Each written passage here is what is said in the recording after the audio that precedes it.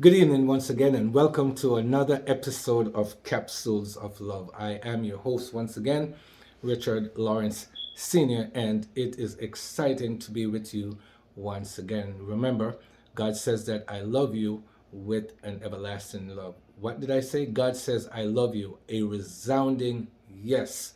I love you with an everlasting love. So last week we looked at on our capsule of love, we examine self care from the standpoint of how stress affects our body.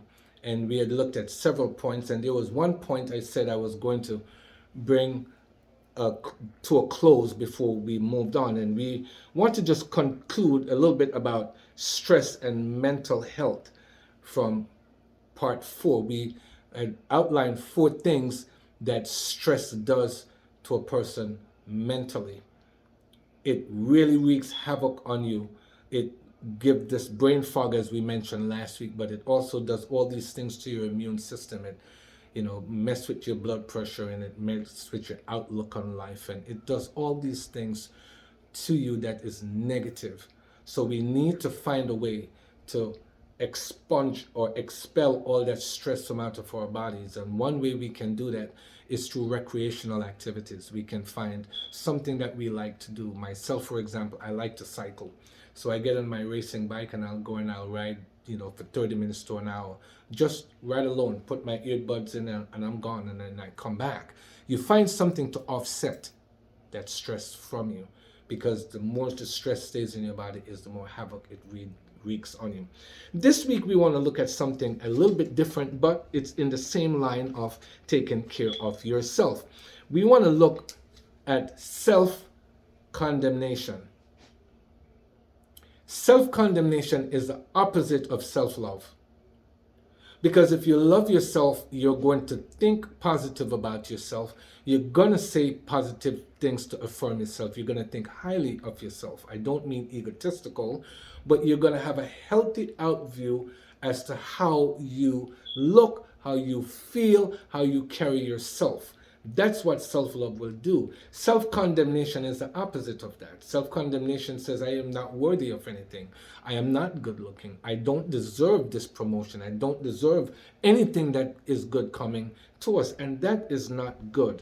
So we now see that self-condemnation, not other people condemning you condemning yourself. Self-condemnation is the opposite of self-love. Number one, the reason why a lot of people have this self-condemnation going on is because you say to yourself, if I do to myself bad things, if I say bad things about myself, when others say those things to me, it won't bother me that much, because you know what? I've already said that to me. That is what we call negative coping mechanism. I am going to do the damage to myself first, so when I hear it from someone else, it doesn't affect me as bad. That is not good. That is negative coping mechanism. We can offset that by changing the way how we think of ourselves, how we see ourselves, how we present ourselves. The second point I want to speak about is self-condemnation will lead to self-destruction. Self-destruction will lead to low self-worth. Self-destruction will also lead to self-esteem issues. It will make you have a low outlook on life. It will cause you to become pessimistic. This is something that is not good about self-condemnation. It will lead to self-destruction. So you must think, like some people say, happy thoughts about yourself. You think about the good things that are positive in your life. For example, if you have children, look at children as being a blessing, even if they might be giving you a hard time. Because many people out there would love to have children but can't have them. So you look at what is going good for you. It might not be the ideal home that you're living in that you would like to have. But you know what? Especially with the hurricane that we recently had, we realize that many people lost their homes. And they are still grateful that they are alive. Find something that will cause you to think positive about yourself instead of thinking negatively. The third point I want to speak about is Self-condemnation will cause you to have lack of self-love, which will lead to lack of self-care. Let me say that once again. Self-condemnation will cause you to have lack of self-love and lack of self-care. You won't groom yourself, you won't take care of yourself, you won't do any of that stuff. And if, God forbid, someone walk past you and go, man, you smell funky, you would turn around and cuss them out in a minute. Not realize that what they're saying about you is actually true. But because you have condemned yourself so much, because you have a negative outlook on life, because you see yourself in a negative fashion, you understand this will also destroy whatever self-love and self-care that you think about yourself. And last but not least, point number 4, self-condemnation can lead to becoming antisocial, which can lead to you becoming an introvert. Antisocial, I don't want to go where people are. People are not going to say nice things about me. They're going to tell me, well, I'm not tall enough. They're going to tell me I'm not good looking enough. They're going to tell me, don't want to be in your company. Oh, you're dark skinned. No, you're light skinned. People are always going to find something that don't pleases them. We understand then one way to offset antisocial behavior and introvert is for you to find things that excites you.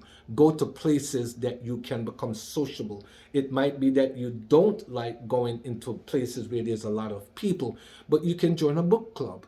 Oprah Winfrey had something similar, where it's just a small group of people that's like-minded, that think the way you think, that like some of the things that you like. If it's not a book club, it might be a knitting club. I know I'm saying the old-fashioned things. It might be going to the mall, like the young folks go to the mall and just hang out. They're not doing anything there, but they congregate with their peers there. It might be that you might like going to the beach when it's cold. I like to do that. Not that I have a problem with the crowd. I just love the serenity and the quietness of when you go to the beach. Like in January, it's a bit cold. You can't go in the water and swim. But you know what? You have the whole beach to yourself. You look out at the ocean for a mile. It's a clear day. It's a bit crisp, the air, but you get to think. You get to enjoy being there. The heat is not bothersome. Find things that you find people that have like-mindedness that you can join with them. And finally, I want to leave you with this thought. In Romans chapter 8, verse 1, it says this: now there is therefore no condemnation to those that are in Christ Jesus, who walk not after the flesh, but after the Spirit. What does that really mean? It means that I am not going to condemn myself, or I cannot condemn myself in light of what God says about me. For example, God says in Jeremiah 31:3, I love you with an everlasting love. That's where you will find this banner behind me. God says a resounding yes. You will see in Jeremiah 29:11, for example, God also says, the plans and thoughts I think towards you, they are good and not of evil. You will see in Psalms 39, verse 14, the Bible tells us that God says that you are fearfully and wonderfully made. You will see in the book of Jeremiah chapter 1, where God told Jeremiah, before you were formed in the womb of your mother, I know you, and I ordained you to do great and wonderful things. So you will see that in the Bible, it also tells you things you can find that will self-affirm who you are. It will cause you to move away from self-condemnation and now start looking towards self-love. And so this episode of Capsule of Love will come to an end. This one, we will continue speaking about self-love next week.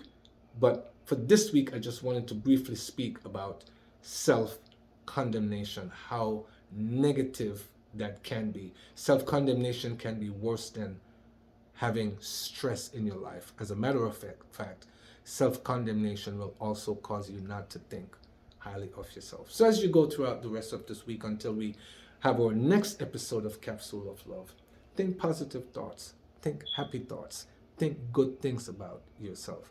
Look at yourself and say something to yourself that make you know that you are worthy for who you are. Until we meet again, may God richly bless you, is my prayer. Have a good evening and God bless.